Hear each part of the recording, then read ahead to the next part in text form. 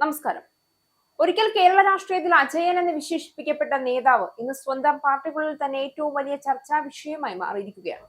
കേരളത്തിലെ ഇടതുപക്ഷ ചരിത്രത്തിലെ ഏറ്റവും വലിയ തിരിച്ചടിക്ക് പിന്നാലെ CPM-നുള്ളിൽ ഇപ്പോൾ ഉയർന്ന ചോദ്യം ഒന്നാണ്: ഈ തകർച്ചയ്ക്ക് ഉത്തരവാദി ആരാണ്? ആലപ്പുഴയിലെ തിരഞ്ഞെടുപ്പ് അവലോകന യോഗത്തിൽ ഉയർന്ന വിമർശനങ്ങൾ കേൾക്കുമ്പോൾ ഒരു കാര്യം വ്യക്തമാണ്: വിരൽ ചൂണ്ടൽ നേരെയെത്തുന്നത് മുൻ മുഖ്യമന്ത്രി പിണറായി വിജയന്റെയും CPM സംസ്ഥാന സെക്രട്ടറി MV ഗോവിന്ദന്റെയും മുന്നിലേക്കാണ്. നിയമസഭാ തെരഞ്ഞെടുപ്പിൽ LDF-ന്റെ മുദ്രാവാക്യമായ LDF അല്ലാതെ മറ്റാര് എന്നത് അഹങ്കാരം നിറഞ്ഞതായിരുന്നു എന്നാണ് CPM വിലയിരുത്തൽ. ആലപ്പുഴ ജില്ലാ കമ്മിറ്റിയിലാണ് വിമർശനം ഉയർന്നത്. 2016-ലെയും 2021-ലെയും മുദ്രാവാക്യങ്ങൾ ജനത്തെ അടുപ്പിച്ചപ്പോൾ ഇത്തവണത്തേത് വെറുപ്പിച്ചു. അതിനൊപ്പം പിണറായിയുടെ ചിത്രമാണ് വെച്ചത്. അത് ഞാനല്ലാതെ മറ്റാരെന്ന് ജനത്തെ വെല്ലുവിളിക്കുന്ന തോന്നലുണ്ടാക്കി. കടക്കുപുറത്ത്, ചെറ്റത്തരം, ഡാഷ്മോൻ, വീട്ടിൽ പോയി ചോദിക്കു തുടങ്ങിയ മന്ത്രിയുടെ പ്രയോഗങ്ങൾ ആളുകളെ വെറുപ്പിച്ചു. സ്വന്തം മണ്ഡലത്തിൽ ആദ്യം പിന്നിൽ പോയത് പാർട്ടി മാത്രമല്ല, പിണറായിയും പരിശോധിക്കണം.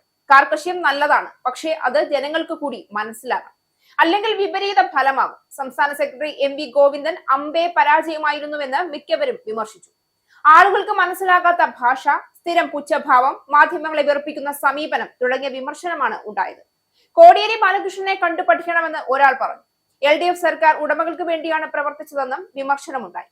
കയർ, കശുവണ്ടി, ലോഡിംഗ്, ചെത്ത തുടങ്ങിയ മേഖലകളിലെ അടിസ്ഥാന വർഗത്തെ മറന്നു. നിയമനിർമ്മാണമെല്ലാം ഉടമകൾക്കും സംരംഭകർക്കും വേണ്ടിയായിരുന്നു. വ്യവസായ വകുപ്പ് പൂർണ്ണമായും തൊഴിലാളി വിരുദ്ധമായിരുന്നു. ഭരണത്തിൽ പാർട്ടി പ്രവർത്തകർക്ക് പോലും ബന്ധമില്ലായിരുന്നു. അവർ വോട്ട് ചോദിക്കാനുള്ള തൊഴിലാളികൾ മാത്രമായി. 2026-ലെ തിരഞ്ഞെടുപ്പ് ഫലം CPM-ന് വെറും പരാജയം മാത്രമായിരുന്നില്ല. കേരള രാഷ്ട്രീയത്തിൽ ഇടതുപക്ഷത്തിന്റെ അടിത്തറ തന്നെ കുലുക്കിയൊരു ആഘാതമായിരുന്നു. ഒരു കാലത്ത് കോട്ടകളായി കരുതിയിരുന്ന പല മണ്ഡലങ്ങളും കൈവിട്ടു. ജനങ്ങളിൽ പാർട്ടിക്കെതിരെ വലിയൊരു വികാരം രൂപപ്പെട്ടുവെന്ന വിലയിരുത്തലാണ് ഇപ്പോൾ പാർട്ടിക്കുള്ളിൽ പോലും ഉയരുന്നത്. ആ വിമർശനങ്ങളുടെ കേന്ദ്രത്തിൽ പിണറായി വിജയനാണ്. മുഖ്യമന്ത്രിയായിരുന്ന കാലത്ത് ശക്തമായ ഭരണാധികാരിയുടെ ഇമേജ് ഉണ്ടാക്കിയെങ്കിലും പിന്നീട് അതേ ശൈലി തന്നെ അകലം സൃഷ്ടിച്ചുവെന്ന വിമർശനമാണ് ഉയരുന്നത്. പാർട്ടി ജനങ്ങളിൽ നിന്നകന്നു, അഹങ്കാര രാഷ്ട്രീയം വളർന്നു, സാധാരണ പ്രവർത്തകരുടെ ശബ്ദം കേൾക്കാതെ പോയി. ഇതൊക്കെയാണ് ഇപ്പോൾ CPM ജില്ലാ യോഗങ്ങളിൽ ഉയരുന്ന പ്രധാന ആരോപണങ്ങൾ. ആലപ്പുഴ യോഗത്തിൽ പോലും പിണറായി വിജയൻ പ്രതിപക്ഷ നേതാവാകരുതെന്ന അഭിപ്രായം ചിലർ തുറന്നു പറഞ്ഞുവെന്നാണ് റിപ്പോർട്ടുകൾ. അതേസമയം MV ഗോവിന്ദനും കടുത്ത വിമർശനത്തിനിടയിലാണ്. പാർട്ടി സെക്രട്ടറി എന്ന നിലയിൽ സാധാരണ പ്രവർത്തകർക്ക് സമീപിക്കാനാകാത്ത നേതാവായി മാറിയെന്ന ആക്ഷേപം ശക്തമാവുകയാണ്. അദ്ദേഹത്തിന്റെ ശൈലിയും പെരുമാറ്റവും പാർട്ടിയുടെ പഴയ ജനകീയ രാഷ്ട്രീയത്തോട് പൊരുത്തപ്പെടുന്നില്ല എന്നാണ് ചില നേതാക്കൾ വിലയിരുത്തുന്നത്. ഭാര്യ PK ശ്യാമളയെ സ്ഥാനാർത്ഥിയാക്കിയ തീരുമാനം പോലും പാർട്ടിക്കുള്ളിൽ വിമർശിക്കപ്പെട്ടു. പക്ഷേ വിമർശനങ്ങൾ വെറും വ്യക്തിപരമായ അസന്തോഷമല്ല, CPM-ന്റെ ആകെ രാഷ്ട്രീയ ദിശയോടുള്ള അസ്വസ്ഥത കൂടിയാണ്.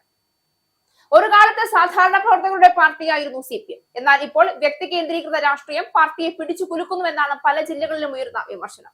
പാലക്കാട് യോഗത്തിലും ഇതേ ആശങ്ക ഉയർന്നു. പാർട്ടി ആശയ രാഷ്ട്രീയത്തിൽ നിന്ന് നേതൃ കേന്ദ്രീകൃത രാഷ്ട്രീയത്തിലേക്ക് മാറിയെന്നാണ് വിമർശനം. അതോടൊപ്പം വിവാദങ്ങളും പാർട്ടിയെ ക്ഷീണിപ്പിച്ചു.